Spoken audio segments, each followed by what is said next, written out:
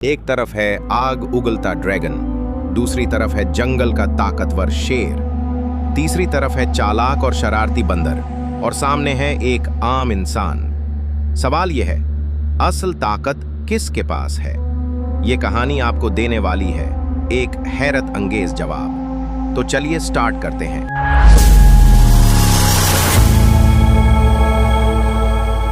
दूर किसी घने जंगल में एक अनोखा राज छुपा हुआ था।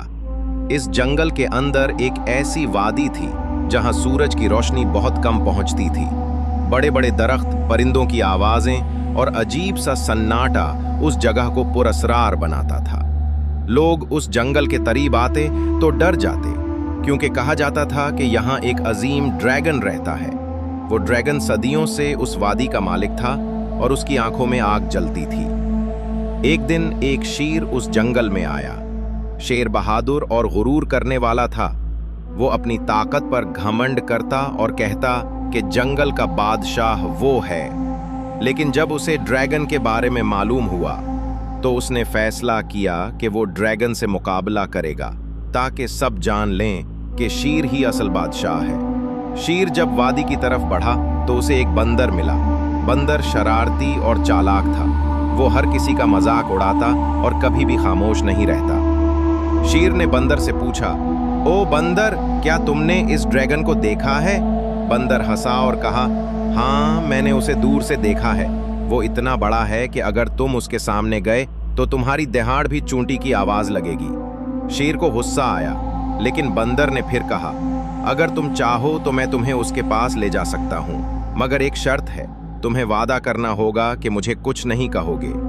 शेर ने मान लिया और दोनों आगे बढ़ने लगे। रास्ते में उन्हें एक इंसान मिला। वो एक आम किसान था जो खाने की तलाश में जंगल आया था। इंसान ने उन्हें देखा और कहा, तुम दोनों कहाँ जा रहे हो? क्या तुम्हें नहीं मालूम कि आगे ड्रैगन का इलाका है? जो भी वहां गया वो कभी वापस नहीं आया। शेर ने गुरूर से कहा, मैं शेर हूं, जंगल का बादशाह, मुझे किसी से डर नहीं लगता। इंसान ने आह भरी और कहा, ताकत गुरूर को बढ़ा देती है, लेकिन अकल के बगैर ताकत कुछ नहीं। अगर तुमने सोचे समझे बगैर ड्रैगन का सामना किया तो तुम्हारा हाल भी बाकियों जैसा होगा। बंदर हंसा और बोला, ये बातें छोड़ो, आओ ड्रैगन से मिलते हैं। तीनों आगे बढ़े और आखिरकार वो इस वादी में पहुंच गए जहां ड्रैगन रहता था। ड्रैगन एक पहाड़ की चोटी पर बैठा था। इसके परों की लंबाई आसमान को छूती थी और जब वो सांस लेता तो आग के शोले निकलते। शेर आगे बढ़ा और जोर से दहाड़ा, ओ ड्रैगन, ये जंगल मेरा है, यहाँ का असल बादशाह मैं हूँ, तुम्हें यहाँ से जाना होगा। ड्रैगन ने अपनी सुर्ख आंखें खोले और शेर को घूरा। उसकी आवाज गरज की तरह गूंजी, तुम्हें बादशाही चाहिए? तो आओ और अपनी ताकत आजमा लो। ड्रैगन और शेर का मुकाबला शुरू हुआ। शेर ने अपनी पूरी ताकत से हमला किया, लेकिन ड्रैगन के परों की हवा ने शेर को पीछे फेंक दिया।